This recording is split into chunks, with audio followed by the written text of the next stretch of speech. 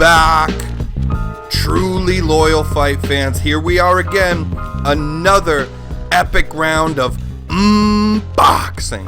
Eat that shit up. As always, I'm going to ask you for the thumbs up on these videos. I'd really appreciate it. I work long and hard on making them, and especially these days editing them, throwing in pictures. If you haven't subscribed, please subscribe. What are we waiting for? And as always as well, if you know a friend, a family member, maybe even a crazy ex-girlfriend, literally anybody that you know that enjoys combat sports, especially boxing, why don't you tell them about this podcast?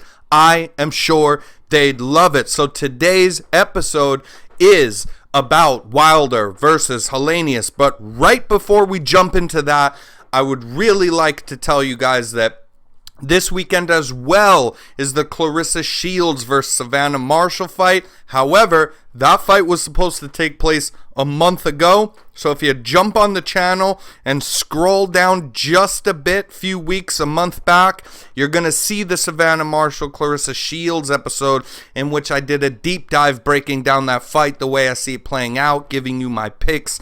It was just postponed. Not much has changed. Not much controversy here. I stand by that. I think it was good work that I did on that show that I'm proud of, if I do say so myself. So without further ado, though, let's talk Deontay Wilder, the Bronze Bomber, versus Robert Helenius, the Nordic Nightmare. This is a good fight. This should be a good fight. Now, I'm saying that because it really is very possible that you see a really good scrap here.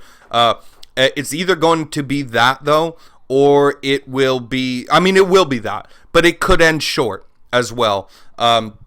We on this show like to give you the hot takes, the real deal, what we're thinking, not just spice this stuff up. I'm not paid by the promotions here, so I'm not here to lie to you guys. This is not a mismatch, as sometimes happens in boxing, but if we're being real about it, although I like both these guys, we should see a finish here from Deontay Wilder, and not only just a finish, but really with that straight right hand. We're going to get a Wilder straight right hand, straight down the pipe, down the middle, to put Helenius out in this fight. That is literally like an intense, like exact breakdown of how I see this fight being finished. And that is for several different reasons, because Helenius is a tough guy as well, like Wilder. Deontay Wilder, a bit of a phenomenon with that power, but everybody talks about his power. Those Fury fights show you that even like to make up for that lack of skill, you can't just have the power and get beat up, get dropped. He has a good chin on him as well. He'll pick himself up off the ground. He has all the heart that any man can ever ask for. And it's just been proven again. I would like to say right now that Deontay Wilder, I always liked him. And the build up to that first Fury fight, I liked Fury's story as well. Fury, after a long layoff coming back, I loved that the build up for that first fight.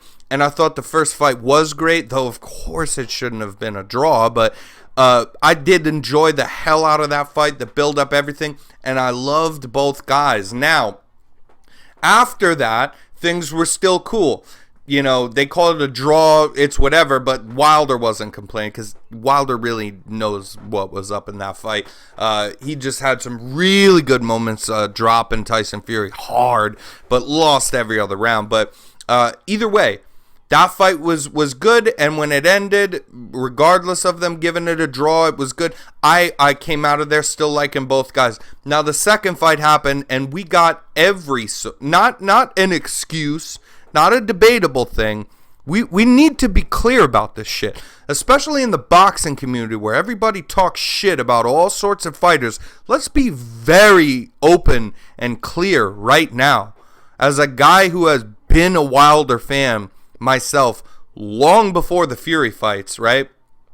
After that second fight where he got brutalized and stopped in the 7th round, and dropped several times, there wasn't one excuse. there wasn't 2 excuses. There were several almost never-ending excuses coming out of Wilder. There was a sort of resentment towards Fury.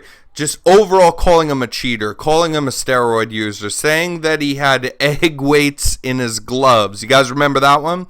I mean, we're just going to touch on this because it all actually turns around to recap a beautiful vision that I have now of Deontay Wilder. But that turned me off of him, really, for a while. And I have to believe, as a guy who was a big Deontay Wilder fan and thought he was such an underappreciated, American champion in general, right?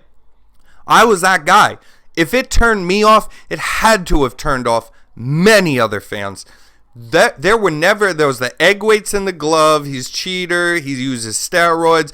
They literally fired his own cornerman and trainer that that he said, he's putting stuff in my water to make me in my water bottle, but he's in my corner. He's my crazy shit.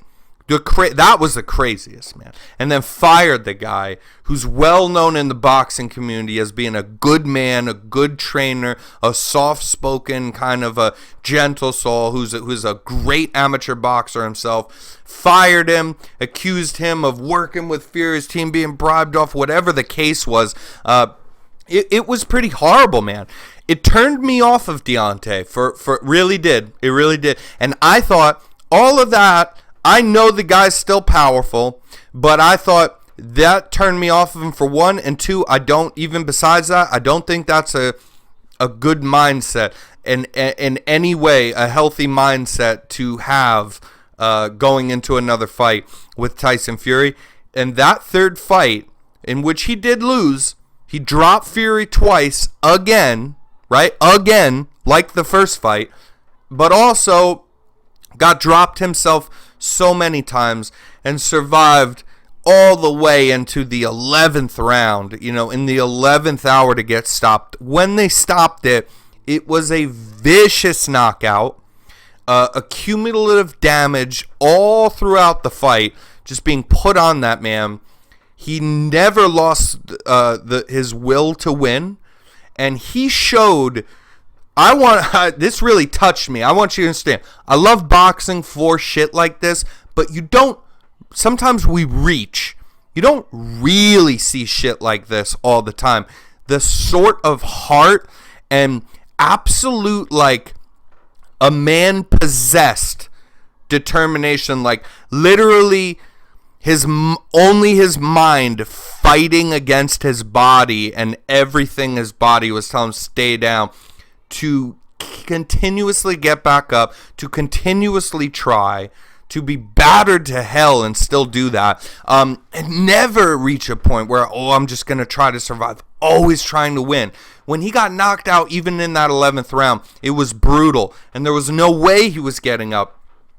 But they waved it off very correctly, right? He waved that fight off the ref because he was dropped brutally.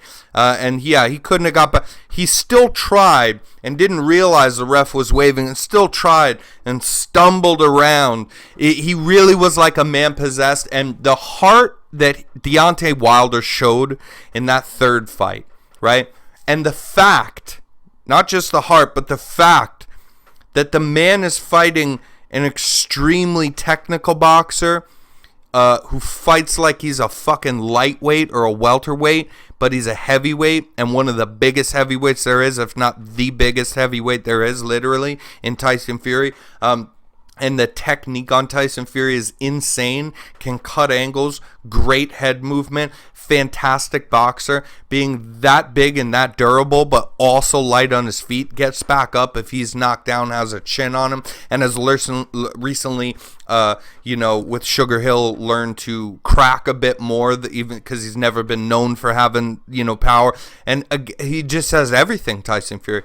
So it's against that, and Deontay Wilder really doesn't have any sort of, as far as pro boxers are concerned, boxing skill to stand up with anybody, really, and would just rely on that power and is routinely losing rounds, like both Ortiz fights and things, routinely loses rounds to guys that can box. The fact that he did that at such a deficit in skill and showed that much heart when it's kind of hopeless, it won me over all over again. It won me over.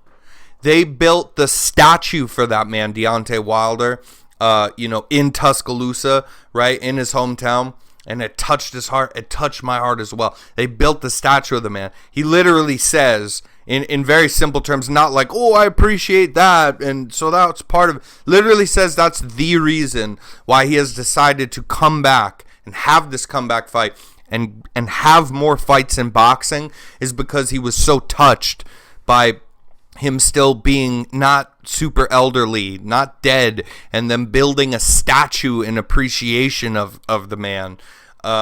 And man, the whole story, and just like the will to win, the heart, the determination that he showed in that third fight, it just mattered so much more, as most things do in life, what you're showing than what words could ever mean, right, from a human being.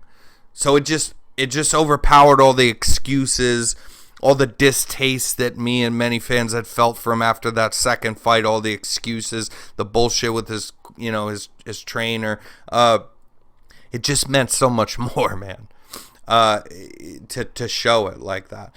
And I wanted to say that because that's so important to me. I want to say that about Deontay Wilder. I'm full on rooting for the man again. This fight, he should be able to win with a straight right hand, and it could be early. Or this fight could be early, or it could be mid rounds. I am going to place a bet on a stoppage, and I'm not going to pick around. I haven't looked at the over-under yet, but I like altogether Deontay Wilder to win, and he's a big favorite, so narrow that down by KO. That'll put you at some better odds there.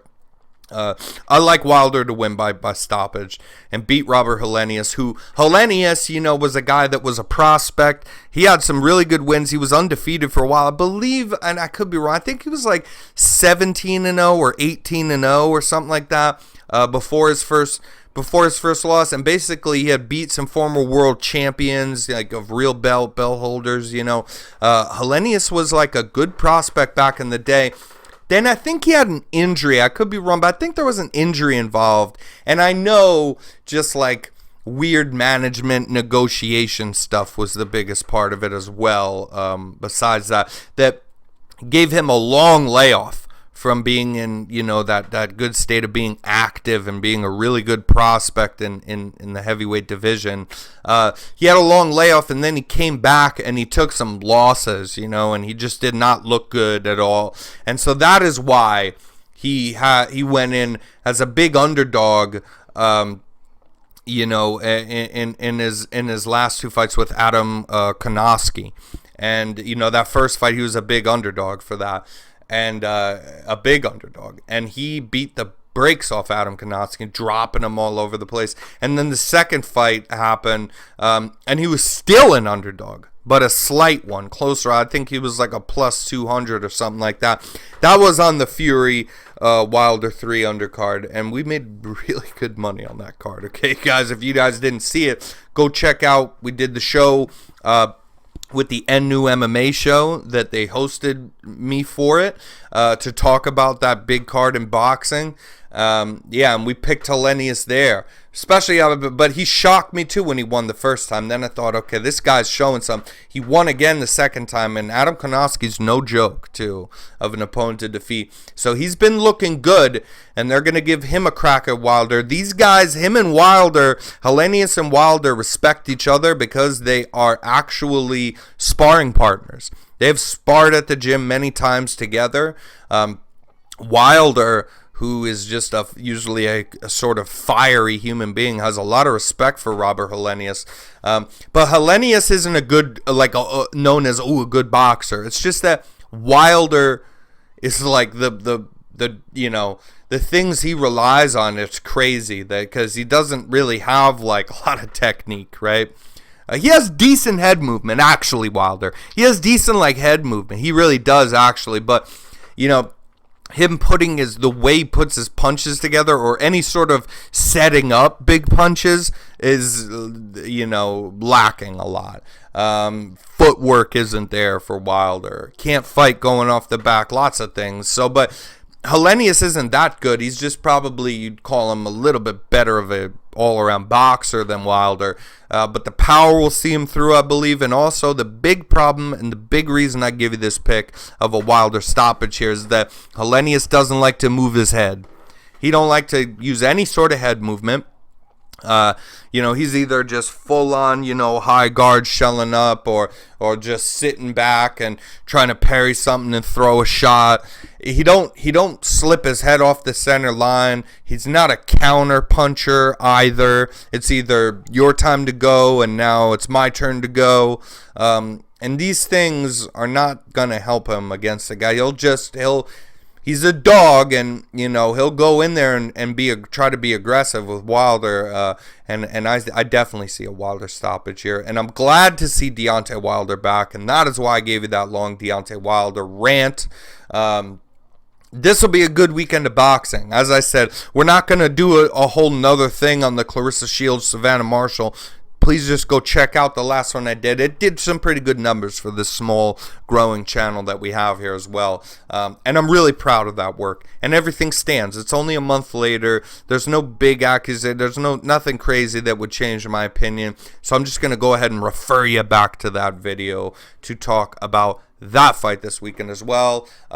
I appreciate your time. I hope you appreciate mine from the bottom of my heart. If you're a boxing fan, know that I'm a boxing fan. Always down to talk with people in the comments. Long as you're respectful, you can disagree with me all day. Prove your points. I love having combos about boxing. And until next time, God bless. Get rest. Enjoy the fights this weekend, my friends.